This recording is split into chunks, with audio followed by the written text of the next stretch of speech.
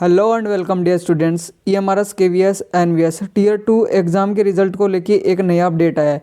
जब मैंने CBSE और CTET ऑफिस में बात की तो उनका क्या रिप्लाई रहा, सब कुछ इस वीडियो में डिस्कस करेंगे। और साथ ही देखिए, कल एक नोटिफिकेशन रिलीज़ हुआ है कि NVS जो है उनका कमिश्नर भी जो है वो चेंज कर दिया है, KVS वालों को ही अतिरिक्त भार दे दिया है। तो वो सब हम डिस्कस करेंगे, क्या ये एक तरह से स्टूडेंट के लिए प्रॉफिटेबल है या फिर नहीं है। और साथ ही डॉक्यूमेंट वेरिफिकेशन PGT के लिए क्या क्या रहेंगे, अगर छोटी सी मिस्टेक हुई तो सीधा सिलेक्शन से बाहर होंगे आप।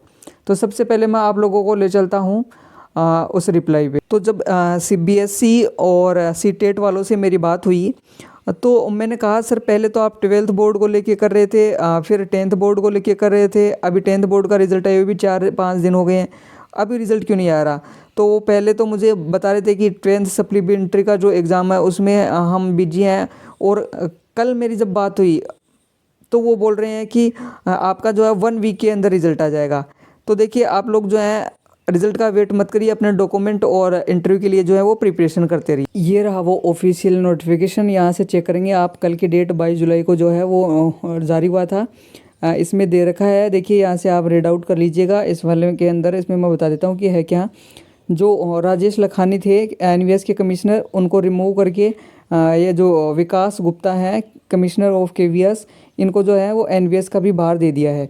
कल मैं इन्हीं के पास कॉल कर रहा था, पर कॉल जो है वो कनेक्ट नहीं हो पा रही थी। लाइव क्लास में आपने देखा होगा।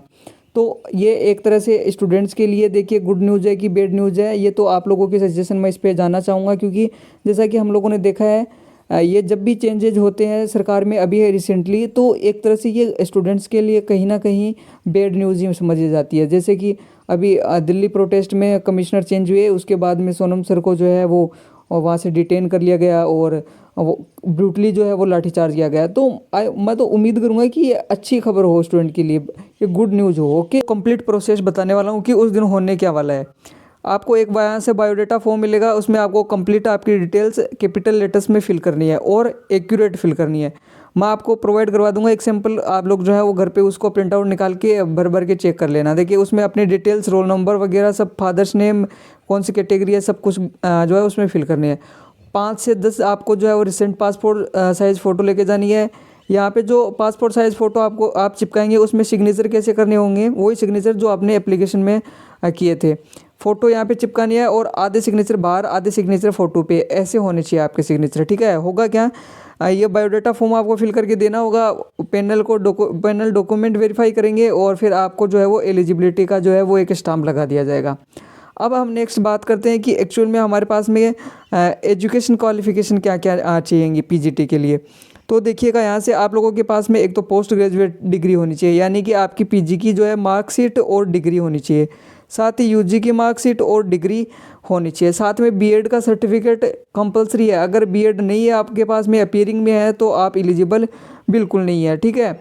और इसके साथ ही आप लोग देखेंगे कि अगर आप लोगों का कॉलेज जो है वो परसेंटेज में नहीं आके मार्क्स रिजल्ट CGPA में है, तो जो ऑफिशियल प्रूफ होता है जो कि यूनिवर्सिटी प्रोवाइड करवाती है, वो आपको लेके जाना होगा वहाँ पे। ओके, अब मैं बात करता हूँ कि वर्क एक्सपीरियंस। अगर आपने फॉर्म फिल करते समय अपना एक्सपीरियंस डाला था, तो आपको एक्सपीरियंस लेके जाना है। कौन सी स्कूल का मान्य होगा, गवर्नमेंट स्कूल या फिर रेजिडेंशियल स्कूल जो है उनका केवल मान्य होगा। जहाँ पे आपने पढ़ा है उसका पूरा नाम होगा, और कब आपने ज्वाइन किया था, अभी पढ़ा रहे हो या नहीं, कब रिजाइन किया था, वो सारी डिटेल्स उस पर होंगी।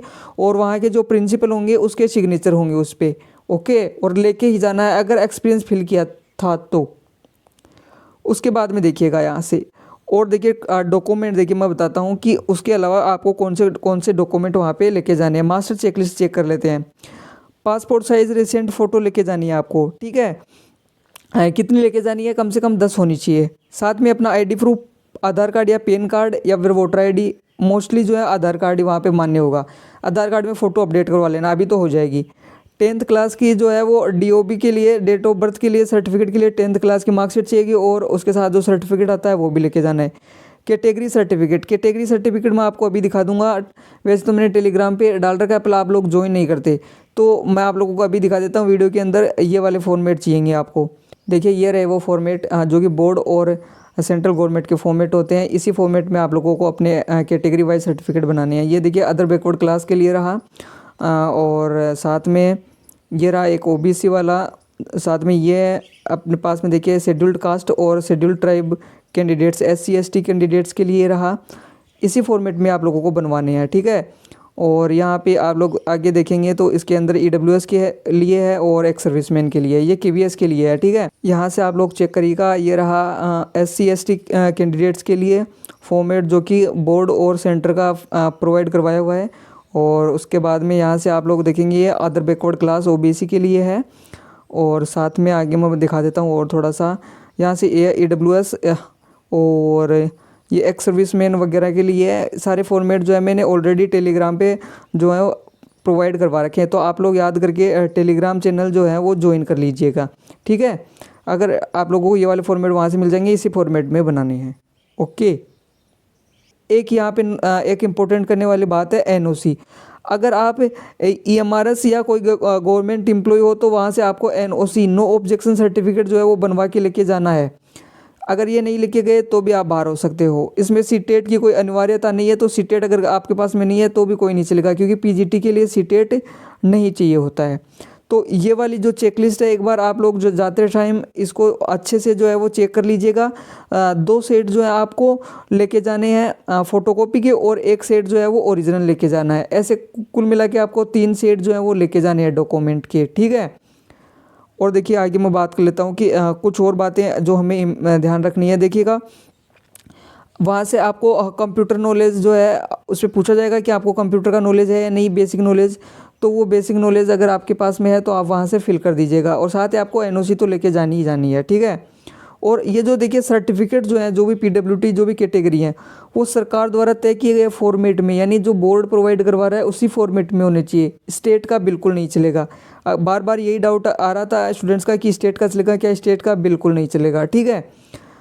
अब देखिएगा कि आप बाहर क्यों हो सकते हो, कौन से रीज़न है ऐसे जिनमें अगर मिस्टेक हुई तो आप लोग बाहर हो सकते हो। देखिए एज जो है वो, अगर आपकी एज लिमिट ज़्यादा हो गई है, आप एज पार कर चुके हैं, तो आप बाहर हो सकते हो। अगर आपके पास में BEd डिग्री पूरी नहीं है या फिर उसका सर्टिफिकेट नहीं है तो आप बाहर हो जाओगे। साथ ही PGT के लिए अगर आपके पास मास्टर्स डिग्री रिलेवेंट सब्जेक्ट में नहीं है, दूसरे सब्जेक्ट में, और आपने पेपर अदर सब्जेक्ट से दिया है, तो भी आप बाहर हो सकते हो।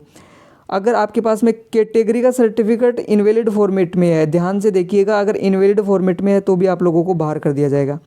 साथ ही अगर आपने कोई फेक इन्फॉर्मेशन उसमें डाली है, आपके पास में उसके डॉक्यूमेंट नहीं है प्रॉपर, एफिडेविट बनवा लीजिएगा। अगर एफिडेविट भी नहीं बनवाया है तो आपको UFM अनफेयर मीन्स केस के तहत सीधा जो है वो सिलेक्शन प्रोसेस से बाहर कर दिया जाएगा, रिजेक्ट कर दिया जाएगा अपना एप्लीकेशन आपका, और आपके अगेंस्ट लीगल एक्शन भी ली जाएगी, ठीक है। अब मैं थोड़ी सी एज की बात कर लूँ कि एज जो है उसमें क्या रहने वाली है। PGT के लिए जो है वो जनरल कैटेगरी की बात करें तो 40 ईयर्स मैक्सिमम रहने वाली है। और SC ST OBC जो है उनको गवर्नमेंट रूल्स के अकॉर्डिंग मिलने वाली है। फीमेल कैंडिडेट को 10 ईयर्स की रिजर्वेशन मिलने वाली है। साथ ही अगर आप EMRS एम्प्लॉई है तो 55 साल की भारी छूट मिलेगी, यानी कि मैक्सिमम आपको 55 ईयर्स तक आप अप्लाई कर सकते हैं। ये आपका एज जो है वो क्राइटेरिया हो गया है, ठीक है। उसके साथ ही आपको एक पुलिस वेरिफिकेशन का जो है वो बनवा के लेके जाना है। पुलिस वेरिफिकेशन का नियरेस्ट आपके पुलिस स्टेशन से एक वो वहाँ से पुलिस वेरिफिकेशन का बना देंगे, वो लेके जाना है। साथ ही वहाँ पे आपको एक घोषणा पत्र भरवाया जाएगा कि मेरे ऊपर कोई क्रिमिनल केस पेंडिंग नहीं है, ये जो जानकारी मैंने फिल की है वो सारी सही है। अगर इसमें कोई भी मिस्टेक पाई गई तो मेरा कैंडिडेचर यानी कि एप्लीकेशन तुरंत रिजेक्ट कर दिया जाए। वो किसी भी स्टेप पे आपका सिलेक्शन रोक सकते हैं, इवन आपका फाइनल मेरिट के बाद में भी रोक सकते हैं, ओके।